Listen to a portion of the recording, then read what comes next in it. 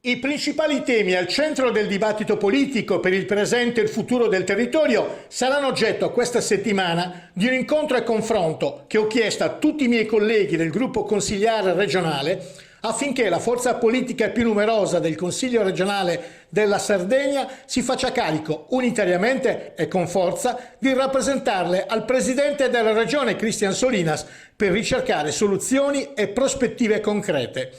L'iniziativa è di Fabio Usai, consigliere regionale del Partito Sardo d'Azione. È necessario e indispensabile attivare un focus sulle numerose questioni aperte che riguardano la gestione e l'amministrazione di alcuni enti fondamentali come la provincia del Sulcis Iglesiente, il distretto Area, l'azienda sanitaria locale di Carboni Iglesias, la situazione difficile che vivono determinate categorie produttive del Sulcis Iglesiente, le numerose vertenze del polo industriale di Portovesme, Igea, Carbo Sulcis, le misure europee del Recovery, Just Transition e Sotacarbo, ha spiegato Fabio Usai. Si avvicina la fase che vedrà impegnato tutto il Consiglio regionale nel predisporre lo strumento del bilancio. La condivisione del percorso è il miglior strumento per cercare di raggiungere gli obiettivi che portino a ragionamenti equilibrati ed equi che avvantaggino un intero territorio. L'autonomia di una forza politica, ha concluso Fabio Usai, si percepisce anche dalla convinzione e dall'intensità delle battaglie che intende affrontare